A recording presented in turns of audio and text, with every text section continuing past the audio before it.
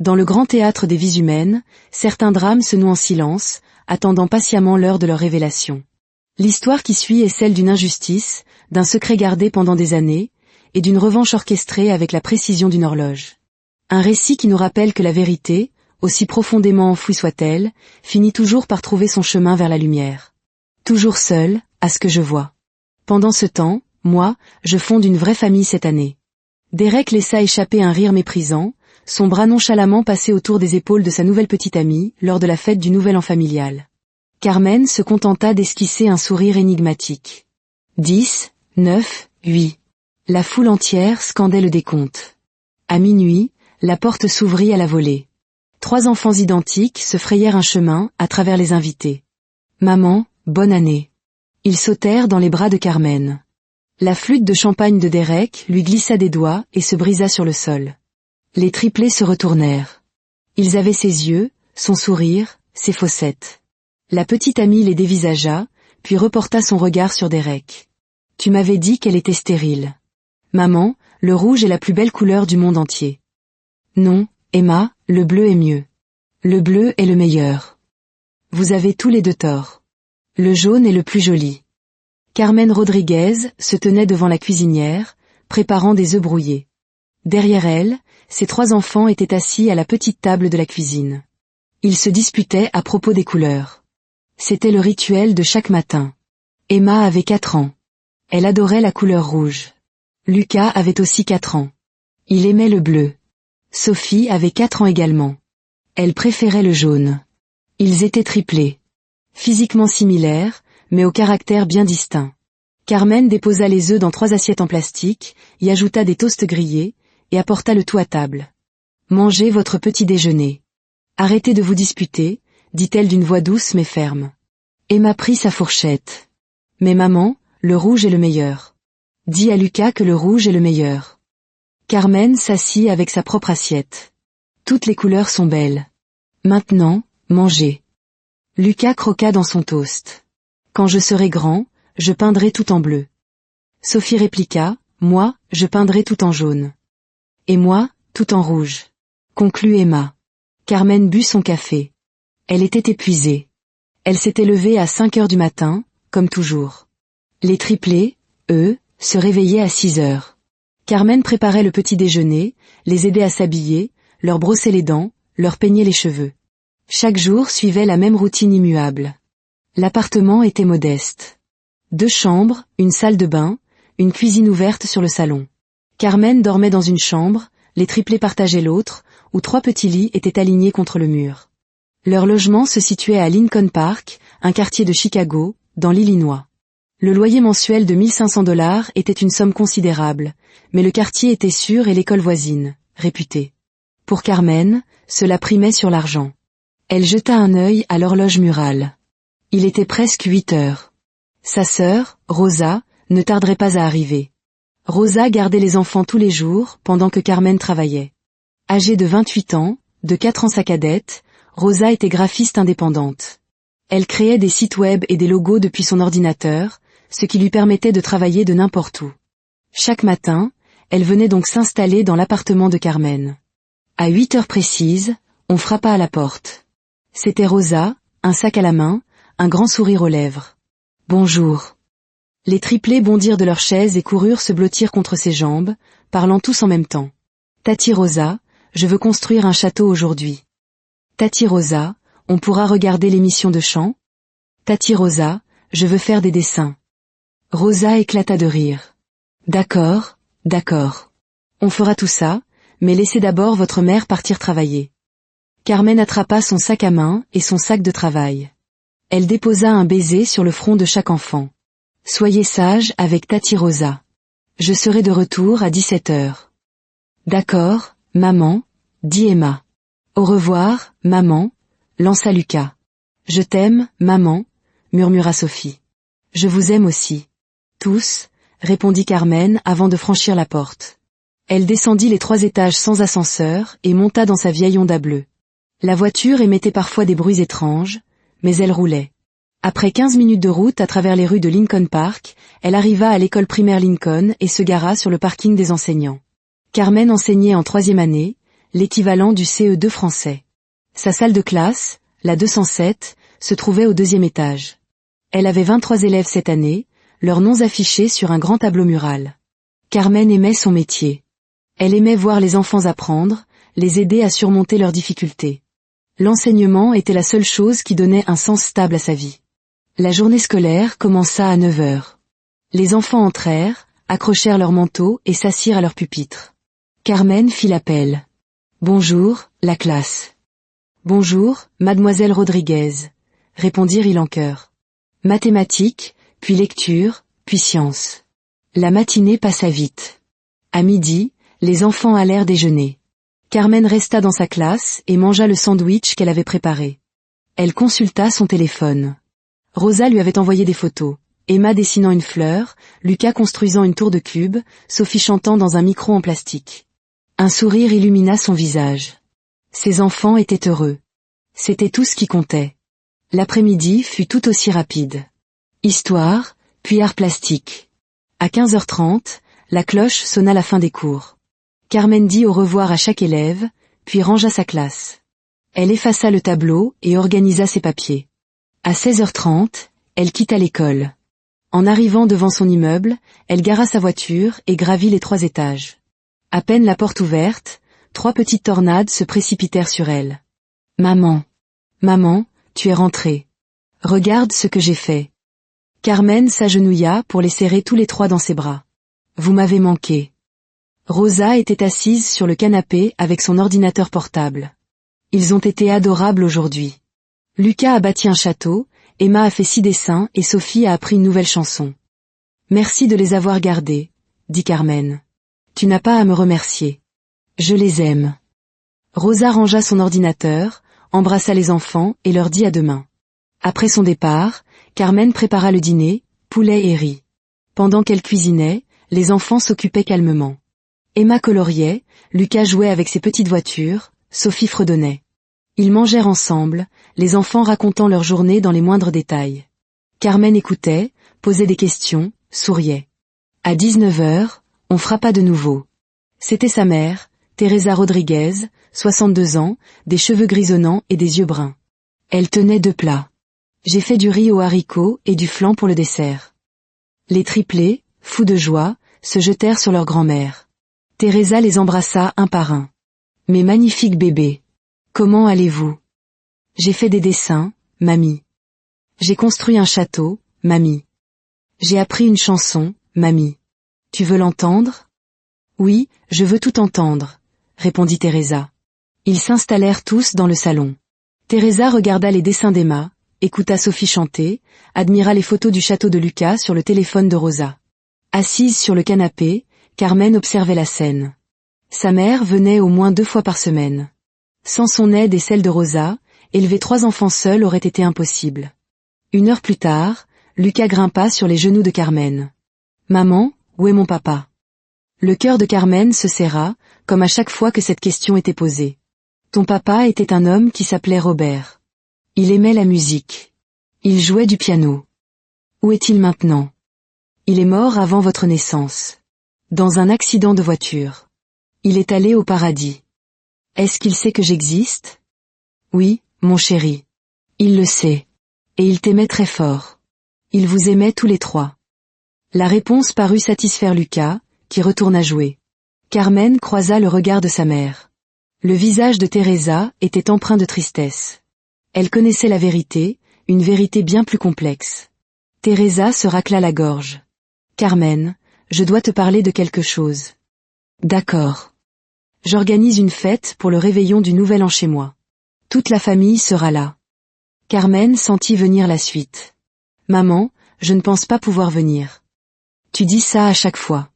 Tu ne viens plus jamais aux réunions de famille. Je suis occupée. J'ai les enfants. Amène-les. Tout le monde veut les rencontrer.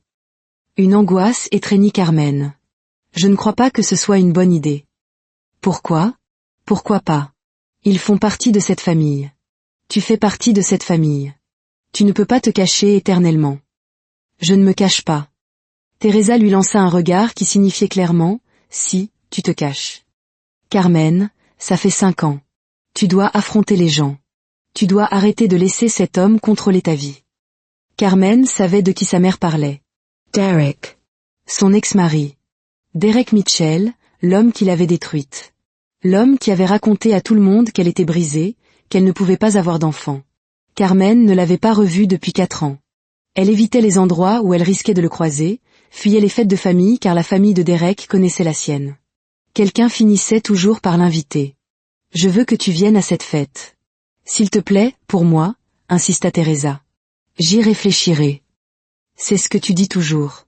Et puis tu ne viens pas. »« Cette fois, je vais vraiment y réfléchir. » Teresa la fixa longuement, puis se leva, embrassa les enfants et déposa un baiser sur le front de Carmen. « J.T.M., mi hija. Je veux que tu sois libre. Et tu ne peux pas être libre si tu continues à te cacher. » Après le départ de sa mère, Carmen donna le bain aux triplés, leur enfila leurs pyjamas, leur lut une histoire et les borda dans leur petit lit. Puis elle retourna dans sa chambre et s'assit sur son lit, ressassant les paroles de Teresa. Se cacher. Était-ce bien ce qu'elle faisait? Oui. Elle se cachait depuis 4 ans. Depuis la naissance des triplés, elle les avait tenus secrets de tous, à l'exception de Rosa et Teresa. Pas de photos en ligne, pas de réunions de famille. Elle les protégeait. Elle se protégeait. Mais sa mère avait raison. Elle ne pouvait pas se cacher éternellement. Les enfants grandissaient, poseraient bientôt plus de questions, voudraient connaître leur famille, leurs oncles, leurs tantes, leurs cousins. Ils le méritaient. Carmen prit son téléphone, ouvrit ses messages et trouva le nom de sa mère. Elle tapa 3 mots. Son doigt plana au-dessus du bouton d'envoi. Elle prit une profonde inspiration et appuya. Le message disait « Je viendrai ». Le téléphone de Teresa sonna. Elle lut le message, les yeux écarquillés. Elle le relut. « Je viendrai ». 3 mots. Teresa s'assit, incrédule. Après 4 ans de refus, Carmen avait enfin dit oui. Ses mains tremblaient en tapant sa réponse. « Vraiment? Tu viendras vraiment ?» 1 minute plus tard, Carmen répondit « Oui, maman. Je viendrai vraiment. » Des larmes de joie perlèrent aux yeux de Teresa. Elle les essuya et envoya un autre message. « Je peux t'appeler ?» Son téléphone sonna aussitôt. C'était Carmen. « Mi-hija, je suis si heureuse, » dit Teresa en décrochant. La voix de Carmen était calme. « J'ai réfléchi à ce que tu as dit. Tu as raison. Je ne peux pas me cacher éternellement. Toute la famille sera si contente de vous voir, toi et les enfants. Tout le monde va adorer rencontrer Emma, Lucas et Sophie. » Il y eut une pause. Puis Carmen dit, « En fait, maman, j'ai un plan. J'ai besoin que tu m'écoutes attentivement. » « Je t'écoute. Je viendrai à la fête, mais je viendrai seule d'abord. » « Seule? Et les enfants? » Rosa restera avec eux. Mais juste avant minuit, elle les amènera chez toi. Teresa ne comprenait pas. Pourquoi? Pourquoi ne pas les amener avec toi? Parce que je veux que les gens me voient d'abord. Je veux être là quand Derek arrivera. Teresa comprit. Derek sera là. Sa mère, Patricia, m'a dit qu'il comptait venir. Je sais. C'est pour ça que je veux procéder ainsi. Qu'est-ce que tu prépares exactement, mi-hija? Je vais laisser Derek dire tout ce qu'il veut. Je vais le laisser parler de la grossesse de Madison. Je vais le laisser croire qu'il a gagné. Et puis, à minuit, tout le monde verra la vérité. Teresa resta silencieuse un instant, puis éclata de rire. Oh, Carmen, tu es bien la fille de ton père. Il serait si fier. Tu m'aideras? Bien sûr. Tout ce dont tu as besoin. Ne parle des enfants à personne. Pas encore. Que ce soit une surprise. Je ne dirai pas un mot. Promis. Le lendemain matin, Teresa commença à passer des coups de fil. D'abord à ses sœurs, puis à ses frères, à ses cousins. Carmen vient à la fête du Nouvel An. La nouvelle fit l'effet d'une bombe. Tous étaient choqués, heureux, et tous promirent d'être là pour la soutenir. Teresa garda le secret sur les triplés, comme promis. Pendant ce temps, Carmen expliquait son plan à Rosa. « J'irai chez maman à 20h. Tu resteras ici avec les enfants. À 23h, tu les habilleras avec leur nouvelle tenue. À 23h30, tu partiras. Il faut 20 minutes pour aller chez maman. Tu arriveras à 23h50, juste avant minuit, et tu les feras entrer. » Le visage de Rosa trahissait son inquiétude. « Carmen, tu es sûre? Et si Derek se met en colère? » Il se mettra en colère. Mais ça n'a pas d'importance. Tout le monde verra les enfants. Tout le monde verra que je n'ai jamais été brisée. C'est ça qui compte. Et s'il exige de savoir si ce sont ses enfants? Je lui dirai que ce sont les enfants de Robert. Mais ce n'est pas vrai. Derek est leur père biologique. Le regard de Carmen se durcit. Robert les a aimés. Il était là pendant ma grossesse. Il les a voulus. Derek, lui, m'a quittée. Il a dit à tout le monde que j'étais défectueuse. Ils ne méritent pas d'être leur père. Rosa prit la main de sa sœur. Je ferai ce que tu me demanderas. Si tu veux que j'amène les enfants à minuit, je les amènerai. De l'autre côté de Chicago, Derek Mitchell déjeunait avec sa mère, Patricia. J'ai parlé à Teresa Rodriguez hier, annonça Patricia. Pourquoi lui parlais-tu? Elle organise une fête pour le nouvel an, et elle m'a invitée. Et elle m'a dit quelque chose d'intéressant. Carmen sera là. Derek cessa de manger. Carmen? Elle ne va jamais aux réunions de famille. Je sais, mais Teresa a dit qu'elle sortait enfin de sa cachette. Derek ricana. Une cachette? Elle ferait mieux de se cacher après tout ce qui s'est passé. Derek, ce n'est pas juste. C'est toi qui l'as quittée. Tu as dit des choses horribles sur elle. J'ai dit la vérité. Elle ne pouvait pas avoir d'enfant. C'est pour ça que notre mariage a échoué. Patricia soupira. Ce n'est pas la vérité et tu le sais très bien. Derek se leva. Je vais à cette fête. Derek, je ne pense pas que ce soit une bonne idée. Pourquoi pas? J'ai le droit d'y être. Et je n'y vais pas seule. J'emmène Madison. Je veux que tout le monde la voie. La voie? Pourquoi? Elle est enceinte de 7 mois, maman. Je veux que Carmen voie que j'ai une famille. Je veux qu'elle sache que c'était elle, le problème, pas moi. Patricia secoua la tête. Tu fais une erreur. Le soir même, Derek appela Madison. Chérie, ma mère va à une fête du Nouvel An chez la mère de mon ex-femme. Je pense qu'on devrait y aller. Madison était perplexe. Chez la mère de ton ex-femme? Pourquoi irions-nous là-bas? Teresa a toujours été gentille avec moi. Je veux lui présenter mon respect, et je veux qu'elle te rencontre. Mais ton ex-femme ne sera pas là? Peut-être, mais ça n'a pas d'importance. Toi et moi, nous sommes ensemble maintenant. Nous allons avoir un bébé. Nous n'avons rien à cacher. Madison se sentait mal à l'aise, mais face à l'insistance de Derek, elle finit par accepter. Quelque chose clochait, mais elle lui faisait confiance. La semaine suivante, Carmen et Rosa emmenèrent les triplés faire les boutiques. Emma choisit une robe rouge à fleurs blanches. Lucas, une chemise bleue à boutons. Sophie, une robe jaune avec de la dentelle. Carmen acheta les 3 tenues, ainsi que des chaussures assorties. Les enfants, surexcités, ne parlèrent que de la fête sur le chemin du retour. Enfin, le 31 décembre arriva. Carmen se sentait calme, prête. La journée se déroula tranquillement. À 19h30, elle habilla les enfants de leurs pyjamas. Tati Rosa viendra plus tard vous aider à mettre vos beaux habits, puis elle vous emmènera chez mamie. Tu seras là, maman? Demanda Emma. Oui, mon cœur. Je serai là, à vous attendre. Carmen s'habilla sobrement, un pantalon noir, un chemisier blanc. Elle se regarda dans le miroir, prit une profonde inspiration et murmura à son reflet. Ce soir, tout change. En arrivant chez sa mère, la maison était déjà pleine. Musique, rire, odeur de cuisine. Teresa l'accueillit avec une étreinte chaleureuse. Je suis si fière de toi, Mija. L'annonce de son arrivée provoqua une vague de joie. Ses tantes, ses oncles, ses cousins vinrent la saluer. Tous lui demandèrent comment elle allait, lui parlèrent de son travail. Personne ne mentionna les enfants. Ils croyaient tous encore à la version de Derek. À 21h30, la porte d'entrée s'ouvrit. Derek entra, la main posée dans le dos de Madison, dont le ventre de femme enceinte était proéminent sous une robe bleue. Il salua les invités bruyamment, présentant Madison à tout le monde, posant fréquemment la main sur son ventre, s'assurant que personne ne manque le spectacle de son futur bonheur paternel. Puis il aperçut Carmen. Son sourire s'élargit. Il se dirigea droit sur elle. Tiens, regarde qui a daigné se montrer à une réunion de famille. Bonsoir, Derek, répondit-elle, son visage impénétrable. Il passa son bras autour de Madison. Voici Madison, ma petite amie. Nous allons avoir un bébé. Carmen regarda Madison. Felicitations. Derek la fixa. Madison me donne ce que tu n'as jamais pu me donner. Une vraie famille, un enfant. Le visage de Madison vira au rouge. Derek, ce n'est pas gentil. Il l'ignora. Certaines femmes sont juste bâties différemment, je suppose. Certaines peuvent donner la vie, d'autres non. Carmen but une gorgée d'eau. Tu as raison, Derek. Certaines personnes sont définitivement bâties différemment. La soirée continua. Derek paradait, racontant sa version de l'histoire à qui voulait l'entendre.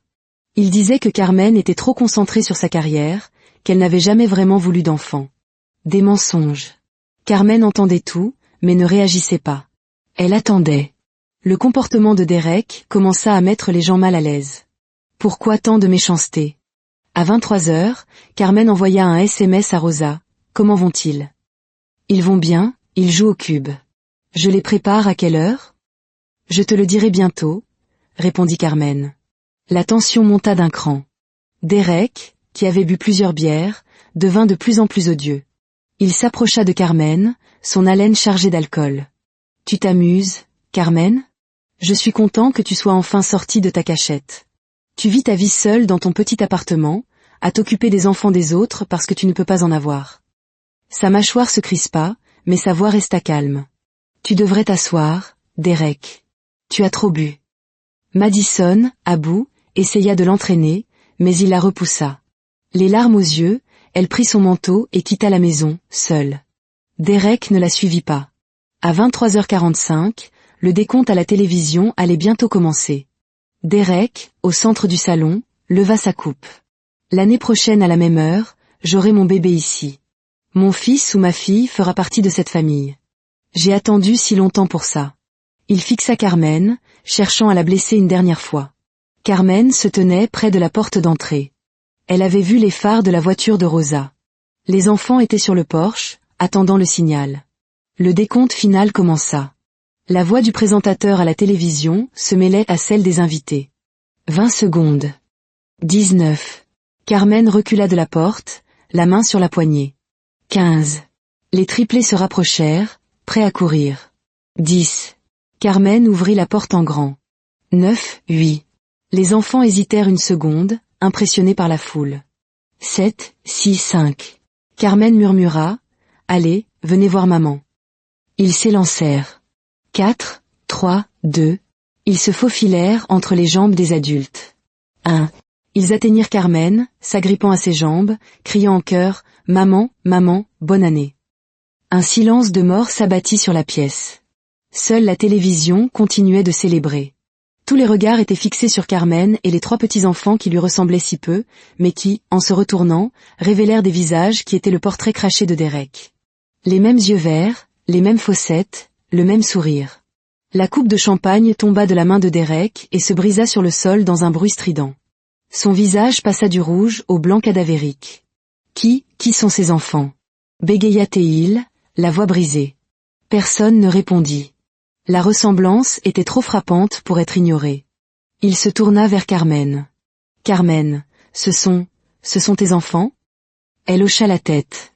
Oui. Ce sont mes enfants. Tes enfants? Mais tu ne peux pas avoir d'enfants. Apparemment, si. Combien en as-tu? 3. Ce sont des triplés. Voici Emma, Lucas et Sophie. Tante Lucia demanda, quel âge ont-ils, Carmen? Ils ont 4 ans. Un murmure parcourut la pièce. Le divorce datait de 5 ans. Les calculs étaient rapides. Derek, le visage décomposé, s'approcha. Ces enfants me ressemblent trait pour trait.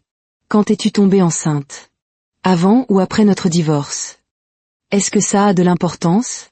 Répondit Carmen, sa voix dure comme l'acier. Oui, ça en a. Si c'était avant, ce sont mes enfants.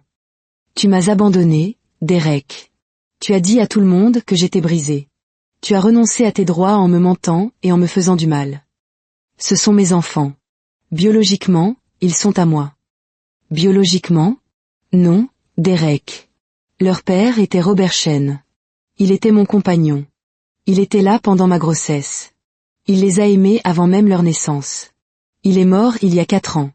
Ses enfants ont son ADN, pas le tien. Tu mens. C'est impossible. Hurla-t-il. Carmen haussa les épaules. Crois ce que tu veux. Robert était leur père. Tu n'es rien pour eux. Teresa s'avança, le visage fermé. Derek, tu dois quitter ma maison.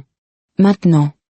Il la dévisagea, puis regarda les triplés, effrayés et blottis contre leur mère. Ce n'est pas fini, lança-t-il. Je vais me battre. Je prendrai un avocat. J'exigerai un test de paternité. Fais ce que tu as à faire, dit Carmen. Mais sache une chose. Même si la biologie dit que tu es leur géniteur, tu ne seras jamais leur père. Tu as perdu ce droit il y a 5 ans. Il la foudroya du regard, puis tourna les talons et sortit en claquant la porte. Le silence qui suivit fut bref. Puis, la pièce explosa en un flot de questions et d'exclamations. Mais la colère avait laissé place à la joie. La famille de Carmen entoura les enfants, les accueillant avec des sourires et des paroles douces. Tantes, oncles, cousins. Tous voulaient rencontrer ces neveux et nièces secrets, si longtemps cachés et si miraculeusement révélés. Les jours suivants furent un tourbillon. Madison, la petite amie de Derek, appela Carmen.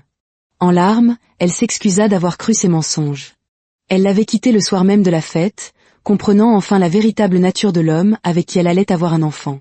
Les deux femmes, unies par la même trahison, devinrent des alliés inattendus. Comme il l'avait menacé, Derek engagea un avocat et exigea un test de paternité. Carmen, conseillée par une avocate spécialisée, accepta.